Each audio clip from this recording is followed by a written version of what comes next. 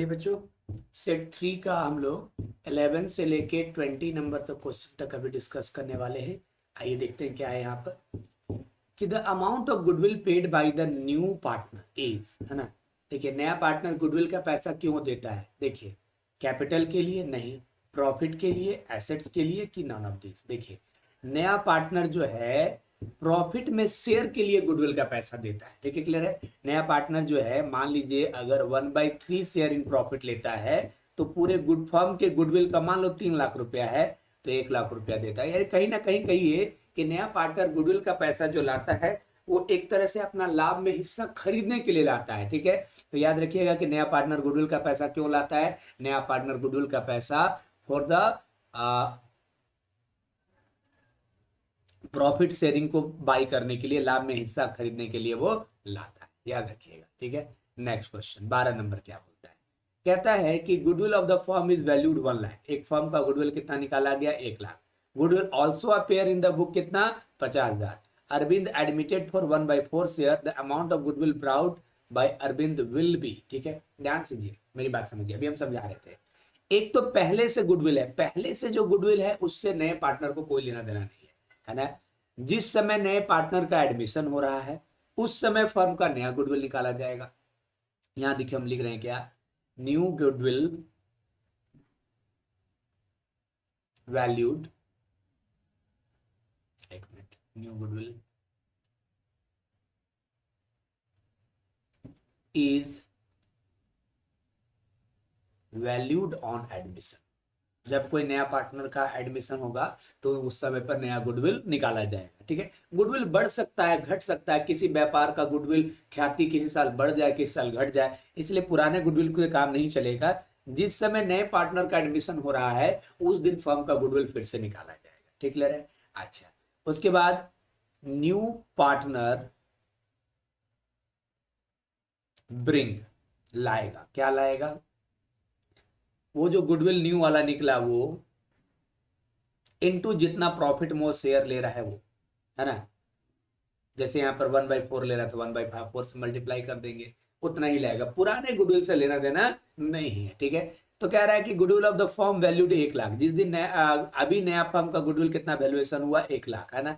Goodwill पहले से appear है कितना, 50,000, उससे कोई लेना देना नहीं है। और अरविंद नया पार्टनर आ रहा है 1/4 शेयर लेके, तो नया गुडविल जो निकाला गया उसका 1/4 अरविंद को लाना पड़ेगा, यानी 25,000 रुपया अरविंद को लाना पड़ेगा गुडविल के तौर पे। तो आंसर यहाँ पर कितना होगा, 25,000 रुपया। ध्यान दीजिएगा। तो हम क्या कहना चाह रहे हैं कि जो नया पार्टनर का एडमिशन होता है वो गुडविल के लिए पैसा क्यों लाता है, गुडविल का पैसा क्यों लाता है, प्रॉफिट शेयर को लेने के लिए, है ना। ठीक है, मेरी बात समझिए। अगर उस दिन पूरे फर्म का गुडविल 1 लाख निकला और अगर वो हाफ शेयर लेना चाह रहा है तो उसको 50,000 गुडविल का लाना होगा। 1/4 शेयर लेना चाह रहा है तो उसको 25,000 लाना पड़ेगा। 1/5 शेयर लेना चाह रहा है तो उसको 20,000 लाना पड़ेगा। तो सिंपल सी बात यह है कि नया पार्टनर गुडविल का पैसा लाता क्यों है, क्योंकि वो लाभ में से हिस्सा लेता है, लाभ में हिस्से के लिए लाता है ना। ठीक है, कितना लाता है, न्यू गुडविल इनटू जितना शेयर है उतना। ठीक है, तो यहाँ पुराने गुडविल से लेना देना नहीं है, पुराना गुडविल राइट ऑफ हो जाता है। अच्छा, next question, what increases at the time of the admission of new partner, है ना। नए पार्टनर के एडमिशन के समय क्या बढ़ जाता है, करेंट लायबिलिटी बढ़ जाता है। ठीक है, फिक्स्ड लायबिलिटी बढ़ जाता है, बोध बढ़ जाता है, नॉन ऑफ दिस बढ़ता है। देखो, एक बात समझने वाला बात है कि नया पार्टनर जो है, सुनो मेरी बात को, न्यू पार्टनर जो आ रहा है वो दो चीज का पैसा लाता है, एक कैपिटल का, एक गुडविल का। ठीक है, तो कैपिटल में ही रह जाता है ना। ठीक है, अच्छा, गुडविल वाला पैसा भी ओल्ड पार्टनर के कैपिटल में ट्रांसफर हो जाता है। आप लोग अच्छे से पढ़े होंगे चैप्टर तो आपको पता होगा कि नया पार्टनर जो गुडविल का पैसा लाता है वो ओल्ड पार्टनर के बीच सेक्रीफाइसिंग रेशियो में बांट के उनके कैपिटल में डाल दिया जाता है। तो नया पार्टनर जो कैपिटल का पैसा लाया वो कैपिटल में ही चला गया, उनका उनका कैपिटल हो गया। और पुराना नया पार्टनर जो गुडविल का पैसा लाया वो बांट के ओल्ड पार्टनर के कैपिटल में मिल गया। तो मिला जुला के जो गुडविल का कैपिटल का पैसा लाया वो न्यू पार्टनर के कैपिटल में चला गया, और जो गुडविल का पैसा नया पार्टनर लाया वो ओल्ड पार्टनर के कैपिटल में चला गया। तो मिला जुला के कहीं ना कहीं आपका पूरा क्या बढ़ा, कैपिटल बढ़ा। और कैपिटल करेंट लायबिलिटी नहीं है, capital is a fixed liability है ना, ठीक है। तो नए पार्टनर के एडमिशन से क्या बढ़ता है, नया पार्टनर कैपिटल का पैसा लाता है जो कि उसके कैपिटल में जाता है नए पार्टनर के कैपिटल में। समझ रहे ना। और जब आप बैलेंस शीट बनाओगे बच्चों, जब आप बैलेंस शीट बनाओगे तो मान लो ए और बी पहले से पार्टनर है ना, और नया पार्टनर कौन आ गया, सी, ठीक है। तो ए बी सी कैपिटल तीनों दिखाओगे, तो नया पार्टनर जो कैपिटल का मान लो 1 लाख लाया, तो ये नए पार्टनर के कैपिटल सी में चला गया, ठीक है, सी नया पार्टनर आया। और गुडविल का जो लाया वो इन लोगों में ऐड हो गया है ना, ठीक है। तो मिला जुला के सब पैसा तो कैपिटल में ही चला गया। तो कैपिटल क्या करंट लाइबिलिटी है, नहीं sir, capital is a fixed liability, इसलिए पूरा का पूरा अमाउंट कहाँ चला जाएगा, फिक्स्ड लाइबिलिटी में। Right answer. चलिए ओके, आगे बढ़ते हैं हम लोग, मतलब फिक्स्ड लाइबिलिटी बढ़ेगा।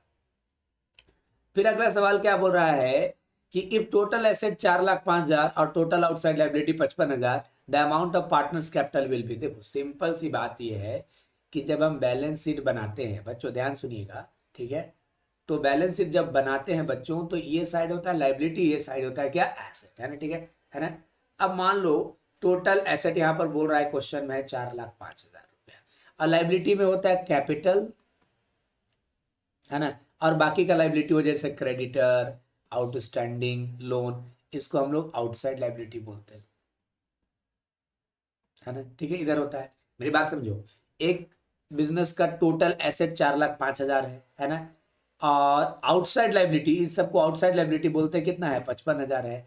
तो ये कैपिटल कितना होगा, अरे सिंपल लॉजिक है बाबू, अगर टोटल एसेट 4,05,000 है तो टोटल लाइबिलिटी भी 4,05,000 ही होगा, है ना। उसमें से आउटसाइड लाइबिलिटी कितना है, 55,000, तो बाकी माइनस कर दो, जो आ जाएगा 3,50,000 रुपया, ये कैपिटल माना जाएगा, इनसाइड लाइबिलिटी। तो यहाँ पर आंसर के अनुसार यहाँ पर क्वेश्चन में क्या होगा, 3,50,000 आपका क्या हो जाएगा, ये आपका कैपिटल आपका माना जाएगा। नेक्स्ट कह रहा है कि when new partner are not bring goodwill in cash the amount debited to। देखिए क्या होता है कि जब नया पार्टनर गुडविल का पैसा लाता है तो एंट्री क्या होता है, cash to premium for goodwill, है ना, और फिर premium for goodwill to old partner capital. कौन से रेशियो में, सेक्रीफाइसिंग रेशियो। देखो नया पार्टनर मान लो गुडविल का 1 लाख लाया, तो cash account debit to premium for goodwill 1 lakh रुपया, फिर प्रीमियम फॉर गुडविल 1 लाख करके ओल्ड पार्टनर के बीच सेक्रीफाइसिंग रेशियो में बांट देते थे। लेकिन जब नया पार्टनर गुडविल का पैसा लाने में असमर्थ हो जाता है, कैश में नहीं लाता है, तो वो पैसा उसके न्यू पार्टनर के कैपिटल से कटता है, यानी new partner capital account debit to old partner capital. ये कौन सा रेशियो में बढ़ जाता है, सैक्रिफाइसिंग में। न्यू पार्टनर कैपिटल को डेबिट कर देते हैं, ओल्ड पार्टनर कैपिटल को क्रेडिट कर देते हैं, और सैक्रिफाइसिंग रेशियो में बांट देते हैं जब जब वो नया पार्टनर गुडविल का पैसा लाने में असमर्थ होता है। तो देखिए when new partner does not bring share of goodwill in cash, जब नया पार्टनर गुडविल का पैसा नगद नहीं लाता है तो क्या डेबिट होगा, न्यू पार्टनर कैपिटल, है ना। देखिए यहाँ पर यही पॉइंट होना चाहिए, capital account of the new partner. तो मेरे हिसाब से इसका आंसर होगा 15 का बी नंबर, ठीक है। अच्छा नेक्स्ट क्वेश्चन सुनिए, कह रहा है कि Ramesh and Suresh and Dinesh are partner, share profit and losses 532। Ramesh Suresh Dinesh partner हैं जो प्रॉफिट लॉस को कैसे बांटते हैं, 532 में।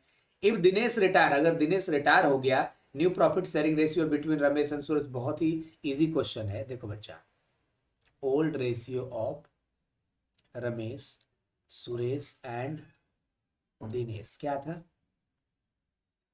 5:3:2। कौन रिटायर हो गया, दिनेश, ये चला गया, तो कौन बचा, रमेश और सुरेश। तो new ratio of Ramesh and Suresh क्या हो गया, अरे जो इनके बीच का आपस का रेशियो था वही रह जाएगा, 5:3 रह जाएगा। तो यहाँ तो आंसर ये 5:3 हो जाएगा, ठीक है। अरे जो गया गया, बाकी लोग का जो आपस का रेशियो था वो कंटिन्यू करेगा लोग, जब तक क्वेश्चन में कुछ बोला नहीं जाता है वही कंटिन्यू होता है, ठीक है। अच्छा नेक्स्ट क्वेश्चन क्या बोल रहा है कि A B C are partner, A B C एक फर्म में क्या है, पार्टनर है, कैपिटल इतना इतना इतना है, on the retirement of his share of equal to A and B is 6:4, capital ratio will be, एक बार फिर से पढ़ते हैं लोग, ए बी सी पार्टनर है ना, कैपिटल है 1,75,000 50,000, ऑन हीज रिटायरमेंट, किसका रिटायरमेंट, पता नहीं किसका रिटायरमेंट, ऑन सीज रिटायरमेंट होना चाहिए,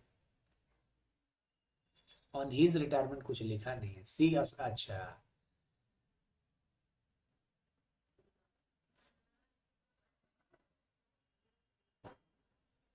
ऑन हीज नहीं, ऑन सीज रिटायरमेंट होना चाहिए। यहाँ थोड़ा सा करेक्ट करना पड़ेगा बच्चों, यहाँ पर आपका होना चाहिए ऑन सीज रिटायरमेंट। हाँ, सी के रिटायरमेंट के समय देखो एबीसी पार्टनर थे, है ना, कैपिटल था 1,75,000 50,000। जब सी रिटायर हो रहा है, his share acquired by A and B in the ratio of 6:4, है ना, तो गेनिंग रेशियो क्या होगा? अरे भैया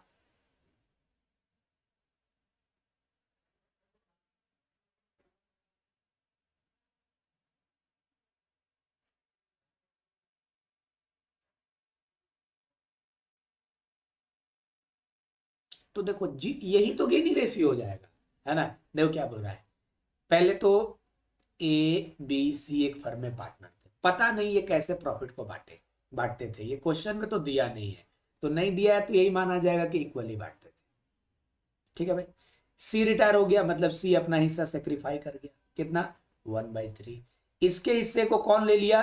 ए और बी ले लिया। कौन से रेशियो में बांट लिया आपस में ये 1/3 को? 6:4 में। तो यही तो गेनिंग होता है। अरे जो पार्टनर रिटायर हो रहा है उसका हिस्सा को जो लोग लेगा और जिस अनुपात में लेगा वही तो गेनिंग रेशियो होगा। तो यही तो बता ही दिया कि 6:4 में लिया, तो 6:4 गेनिंग रेशियो हो गया। और इसको काट दोगे तो 3:2 हो जाएगा। तो उस हिसाब से गेनिंग रेशियो यहाँ पर आंसर होना चाहिए 3:2। ठीक है, किस रेशियो में लोग को इसके हिस्से को गेन किया तो बता ही तो दिया, his share is acquired by A and B in the ratio 6:4। इसके हिस्से को ए और बी ने ले लिया 6:4 में, तो जिस रेशियो में लिया वही तो गेनिंग रेशियो कहलाता है। तो गेनिंग रेशियो क्या है? तो 6:4 ही गेनिंग रेशियो है, न्यू तो नहीं पूछा है। ठीक है, तो उसी को काट दोगे तो 3:2 हो जाएगा। PQR are partner share profit and losses 343, है ना। PQR पार्टनर है जो कि प्रॉफिट को 343 में बांटते हैं। Q retire, PNR share his profit in the equal ratio. PNR share his profit in equal ratio. Find the new ratio of PNR। देखिए क्वेश्चन क्या बोल रहा है, पहले अच्छा क्वेश्चन पढ़िए। PQR are partner share profit and losses 343। पहले बात तो दिया है कि ओल्ड रेशियो PQR का क्या है? 343। देखिए यहां लिखते हैं हम लोग,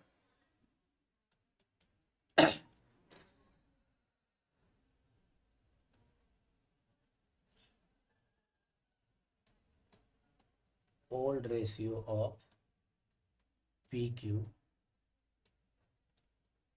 and R 3:4:3। ठीक है, 343 है। Q रिटायर, है ना, Q रिटायर हो रहा है। ठीक है, मतलब जो रिटायर होता है अपना हिस्सा छोड़ के चला जाता है, तो एक तरह से कह सकते हैं Q सेक्रीफाई किया, कितना 4/10। ठीक है, अच्छा। And P N R share his profit in equal ratio. And P N R, देखो यहाँ पे क्या बोल रहा है, फिर रिटायर हो गया और इसके हिस्से को एंड हीज शेयर को पी एन आर ने बांट लिया। कौन सा रेशियो बांट लिया? इक्वल है। ठीक है ना। तो यहाँ कहना ये चाह रहा है कि क्यूज शेयर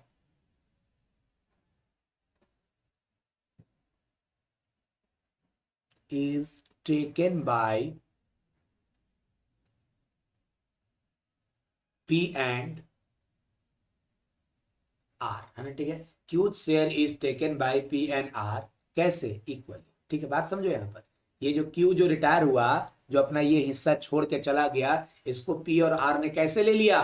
बराबर बराबर बांटे। यही तो क्वेश्चन बोल रहे हैं। देखिए पहले बात तो रिटायर कौन हुआ? Q इतना हिस्सा छोड़ के चला गया और इसके हिस्से को P और R ने इक्वली लिया। देखिए यही क्वेश्चन बोल रहे हैं यहाँ पर, ध्यान सुनो ना। Q retire and P and R share his profit in equal ratio, है ना।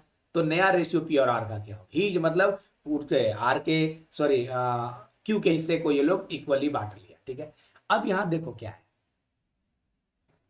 गेन बाय पी और गेन बाय क्यू। ध्यान सुनो, ये हिस्सा कितना छोड़ के गया? 4/10। इसको इक्वली बांट लिया तो 1:1 में बांट लिया।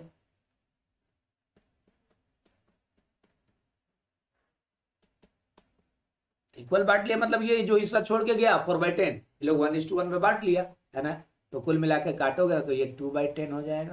हालांकि और भी कटेगा लेकिन हम उतना ही काट रहे हैं। ये भी क्या हो जाएगा? 2/10 हो जाएगा। ठीक है, गेन कर लिया ये लोग। ये देखिए सुनो, PQR पार्टनर था, Q इतना हिस्सा छोड़ के चला गया, इसके हिस्से को कौन रख लिया? P और Q रख लिया। कैसे रख लिया? इक्वली। तो ये 4/10 का हाफ ये रख लिया, हाफ ये रख लिया, या 1:1 में बांट दिए, है ना, ठीक है। अच्छा, न्यू का फॉर्मूला क्या होता है? Old plus gain.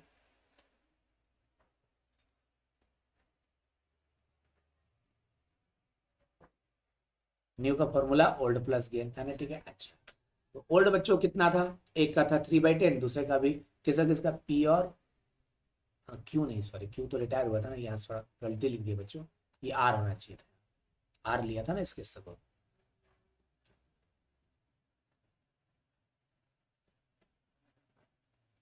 ठीक है, तो न्यू ओल्ड प्लस गेन होगा, ठीक है। तो ओल्ड कितना था? एक का था 3/10, पी का भी था, आर का भी था, कितना? 3/10। देखो ऊपर में देखो, 3/10 और 3/10 था, देखो ना, ठीक है। इसने कितना गेन किया बच्चों? इसने गेन किया कितना? 2/10। इसने भी गेन किया कितना? 2/10, है ना।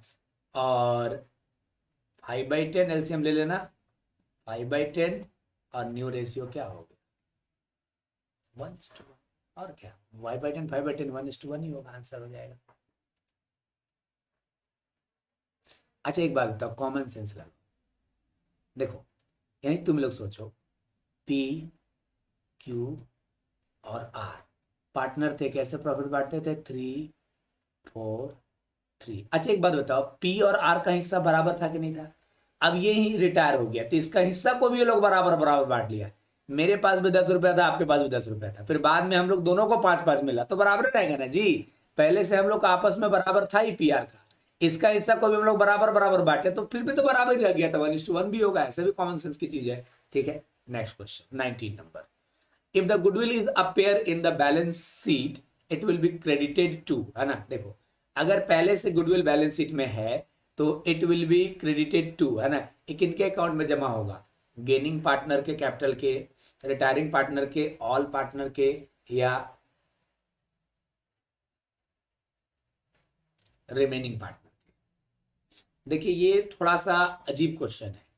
अगर पहले से गुडविल होता है ना, ठीक है, पहले से गुडविल अगर अपेयर होता है तो उसको राइट ऑफ किया जाता है, ठीक है।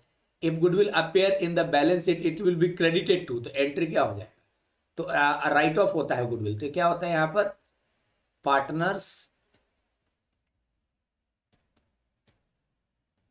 कैपिटल टू गुडविल, है ना। तो पार्टनर्स कैपिटल में क्रेडिट तो होगा ही नहीं, ये तो एक तरह से डेबिट होगा, है ना, ठीक है। समझ में आ रहा बात को? अब रिमेनिंग पार्टनर, ऑल पार्टनर, ये भी क्लियर नहीं किया कि एडमिशन की बात हो रही है कि, है ना, ठीक है। तो मिला जुला के मेरे हिसाब से तो ये थोड़ा सा, अगर बैलेंस शीट में अपेयर है तो वो क्रेडिटेड होता ही नहीं है, वो एक तरह से डेबिटेड होता है। बैलेंस शीट वाले गुडविल को क्या करता है बच्चों? राइट ऑफ करते हैं ना, ठीक है, राइट ऑफ करते हैं। Goodwill appear in the balance sheet it will be credited to, credited कैसे होगा, ठीक है, वो तो डेबिटेड होता है, ठीक है। हाँ, लेकिन अगर तो इस हिसाब से तो आपका पार्टनर्स कैपिटल टू गुडविल होना चाहिए, यानी पार्टनर्स कैपिटल में टू गुडविल लिखाना चाहिए, डेबिटेड होना चाहिए। और डेबिटेड होगा किसके?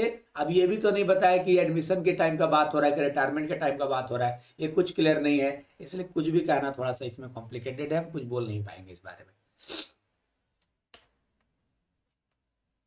amount due to retiring partner is shown in the liability side, ठीक है। amount due to retiring partner, अच्छा मान लो कोई पार्टनर रिटायर हो गया, मेरी बात समझो, जैसे ए बी सी एक फर्म में पार्टनर थे, और सपोज कीजिए कि बी रिटायर हो गया, तो बी का सब हिसाब कर दिया गया, हिसाब मतलब उसका कैपिटल, उसका रिवेल्युएशन प्रॉफिट में हिस्सा, है ना, उसका रिजर्व में हिस्सा, जो भी था सबका, गुडविल में हिस्सा, ये सब करके मान लीजिए उसका 10 लाख रुपए।